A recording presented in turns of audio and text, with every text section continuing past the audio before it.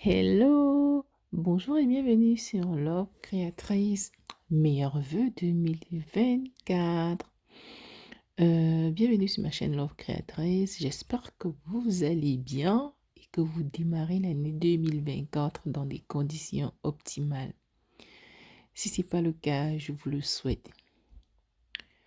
Aujourd'hui, je vous propose 3 questions essentielles à se poser pour faire le bilan de sa vie sentimentale. Que vous soyez en couple ou célibataire, vous pourrez adapter ces 3 questions à votre sauce, à votre situation et prendre le temps nécessaire pour réellement vous poser la question. Écrire idéalement, le journaling c'est une très bonne chose à recommander, il faut l'expérimenter pour comprendre les vertus, se questionner profondément et chercher les réponses qui peuvent venir tout de suite ou avec le temps. Première question pour faire le bilan de sa vie sentimentale. Quels sont les moments forts ou les moments difficiles de votre vie sentimentale? Posez-vous la question également de savoir comment est-ce qu'ils ont contribué à votre croissance personnelle. Je parle dans mon premier livre de cette rupture amoureuse qui m'a fait grandir. Dans la vie, quand on traverse des moments compliqués sur le plan affectif ou sur d'autres plans, on oublie parfois en quoi ces épreuves ou ces situations nous ont aidés à grandir. Donc, pour faire le point sur votre vie sentimentale, si vous êtes célibataire par exemple, demandez-vous quels sont les moments difficiles de votre vie sentimentale et comment ils ont contribué à votre croissance personnelle. Si vous êtes en couple, la question peut se poser également, quels sont les challenges, quels sont les défis auxquels vous avez pu faire face et comment est-ce qu'ils ont solidifié votre couple. Vous pourrez avoir des réponses vraiment surprenantes en fait, mais creusez pour les avoir. Deuxième question à se poser pour faire le bilan de sa vie sentimentale, se demandez-vous si les relations actuelles ou la relation actuelle que vous avez dans votre couple par exemple est alignée avec vos valeurs, avec vos objectifs, avec vos aspirations, ambitions, ou s'il y a des ajustements à faire. Parfois dans la vie de couple, au départ, on peut être sur la même longueur d'onde, les deux partenaires peuvent être sur la même longueur d'onde. Il peut arriver, c'est pas toujours le cas, mais il peut arriver que à un moment donné de la vie, les ambitions ne coïncident plus ou les directions ne sont plus toujours convergentes, enfin ne sont plus toujours partagées.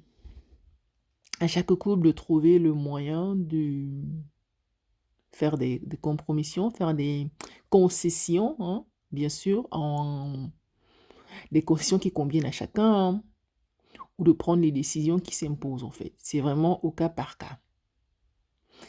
Et donc, quand on est en couple, par exemple, c'est bien de se poser la question régulièrement quand on fait un bilan, de savoir, de se rassurer que les objectifs de couple, comme perso, bien sûr, perso, je veux dire, le couple pour moi, c'est comme trois entités.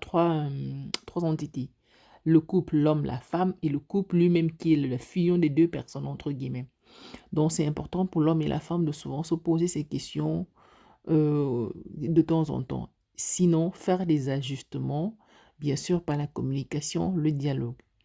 Si vous êtes célibataire, justement, demandez-vous si peut-être les rencontres que vous faites qui peuvent déboucher, si bien sûr vous êtes à la quête d'une vie, vous êtes à la quête d'un partenaire de vie, demandez-vous si les rencontres, les relations que vous avez sont également alignées avec vos aspirations, avec vos ambitions.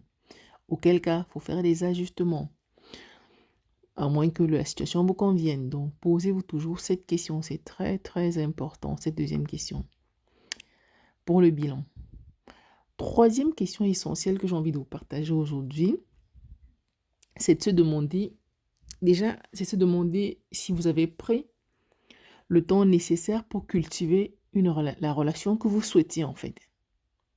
Ça peut être une relation, bon, là je parle ici du cadre amoureux, mais toutes ces questions sont valables également dans les relations amicales, professionnelles, les relations humaines, tout simplement, hein, dans l'ensemble, hein, tout simplement dans l'ensemble.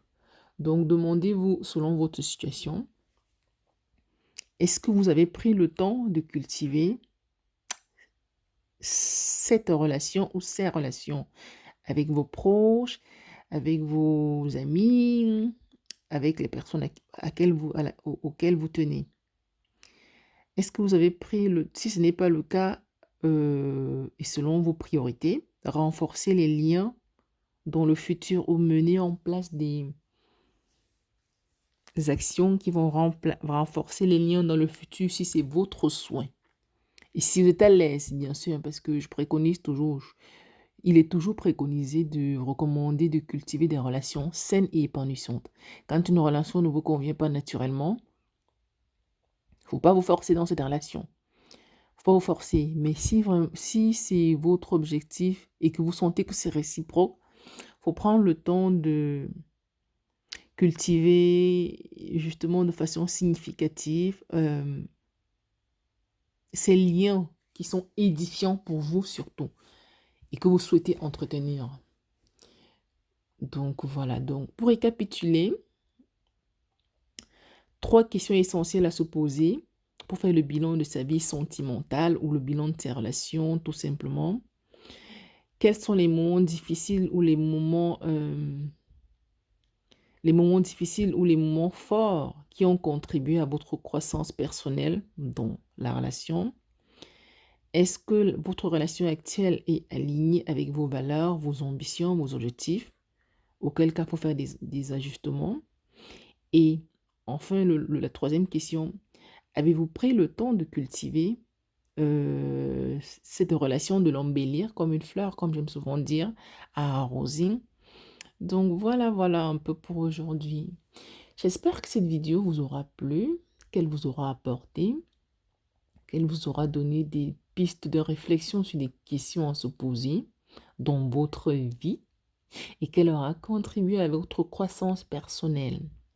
N'hésitez pas à vous abonner, à liker, à partager, à laisser un commentaire des potentiels sujets que vous souhaitez que je traite. Et voilà. Pensez à vous inscrire également à l'atelier que nous organisons le 13 janvier sur Paris. Réservez vos places. Je vais vous laisser l'adresse mail en barre d'infos pour vous inscrire. Et je vous dis à très bientôt. Devenez scénariste et actrice de votre vie sentimentale.